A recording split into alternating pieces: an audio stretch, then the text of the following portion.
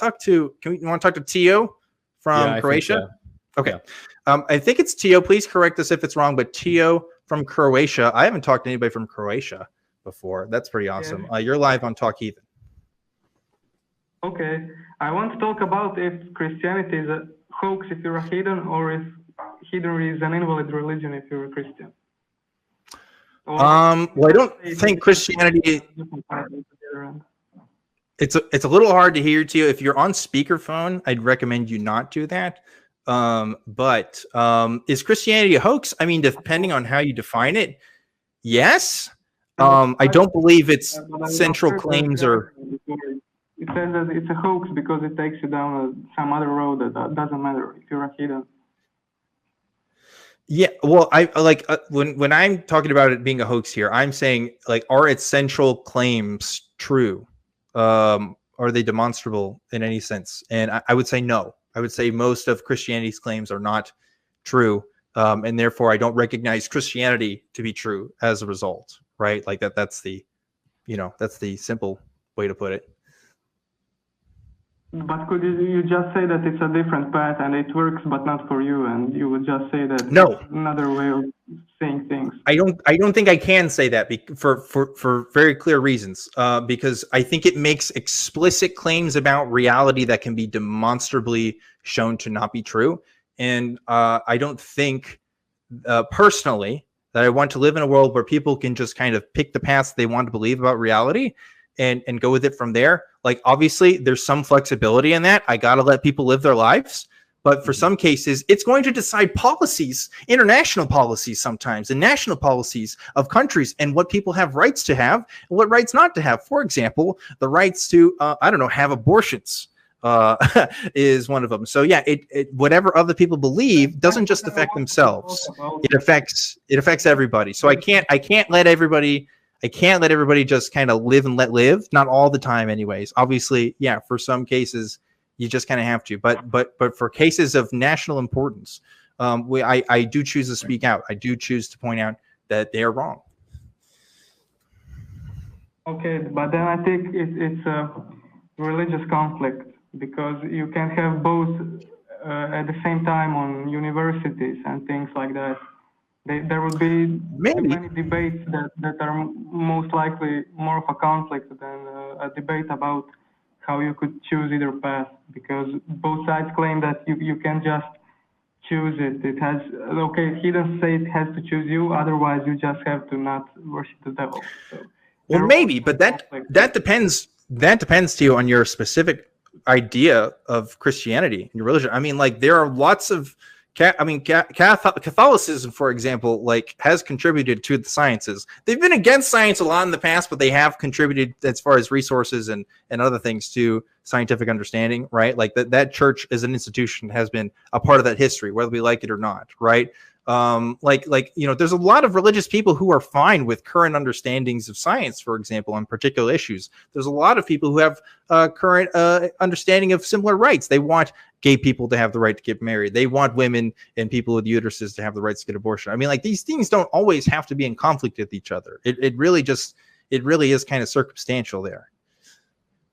Yeah, but then you have to separate them. Who? I mean, what do you mean? Between the two, it's always both sides are saying that the other side is invalid. And yeah. So the key is figuring out how you're going to measure the key is figuring out how you're going to measure who is right. What's your basis for making that determination? And that's what we always try to talk about. It's not about what you believe, it's about why you believe it. If you do it based on personal knowledge, then you're probably a heathen. But if you do it with the backup of religious dogmas, then you're most likely a Christian. But it doesn't have to be like that, because you could prove that a Christian is invalid in some cases. Right, and like lots of other religions use what you'd call religious dogma as well to justify them. So that's obvious. So religious dogma is obviously not a good justification to believe anything. Yes.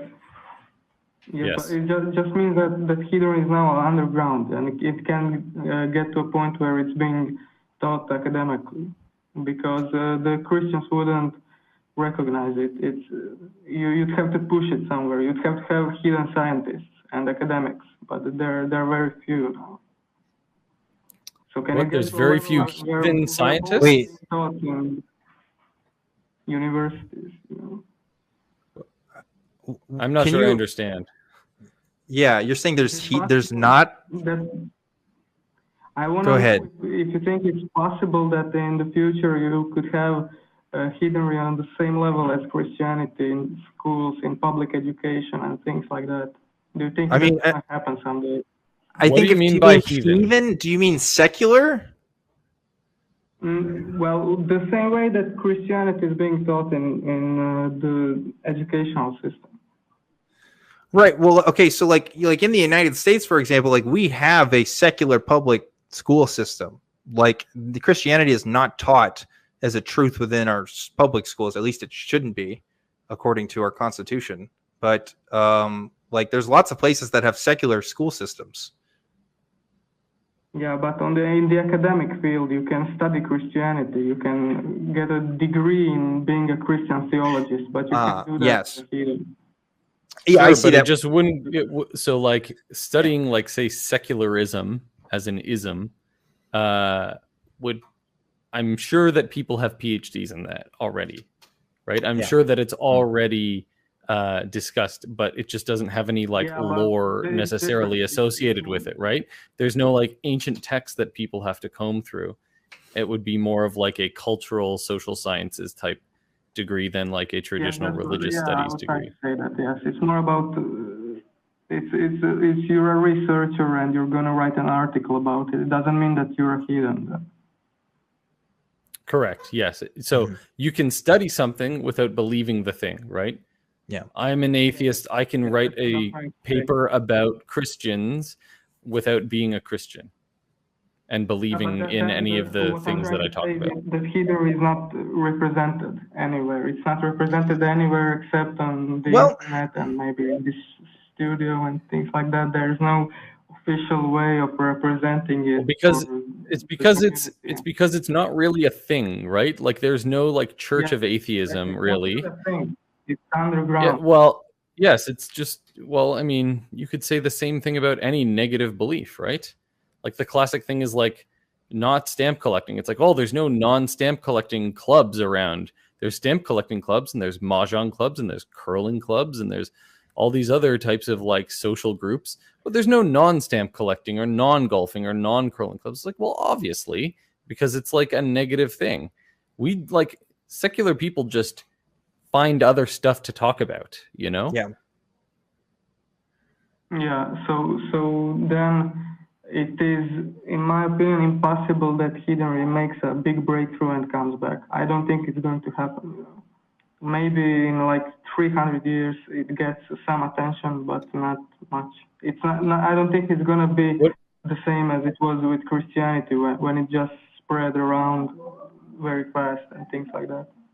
Maybe, but I do think that there's scholars that are talking about right now the effects of secularism on our culture, right? Like there are people talking about like what that means for us culturally, because that is a big deal.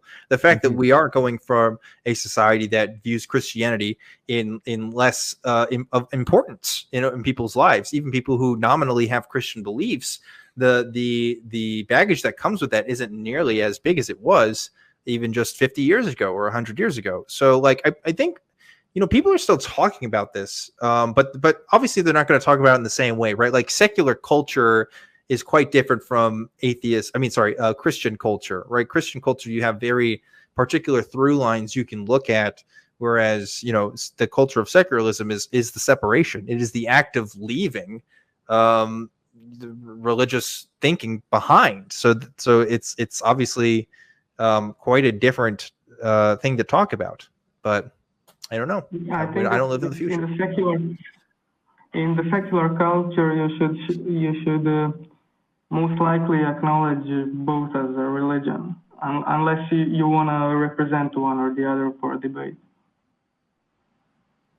Yeah, I don't know about religion. Definitely ideology. Sure. I mean, like definitely process of thinking, right? Like underlying systems of thought are important when we're talking about what drives a culture, right? Because and just like Christianity, there'll be differences in what secular cultures value and what they consider to be as important. And so, yeah, I mean, that's important to study, but I don't really know what much else to say, man. I think that's really all we can say. Do you think that heathenry is not represented because it's a taboo, or do you think it's because it just doesn't really work that well compared to other religions that spread much more rapidly?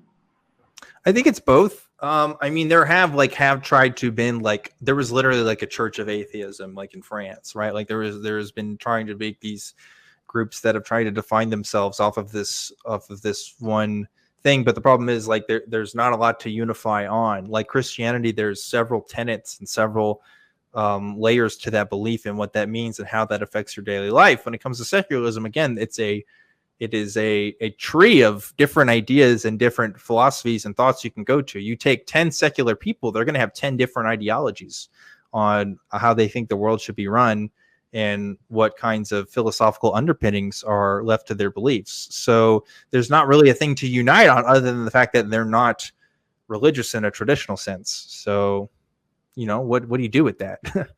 Not much to do there. But Tio, I think we need to start wrapping up today's episode of Talk Heathen. So thanks so much for calling in from Croatia, quite a bit of ways away.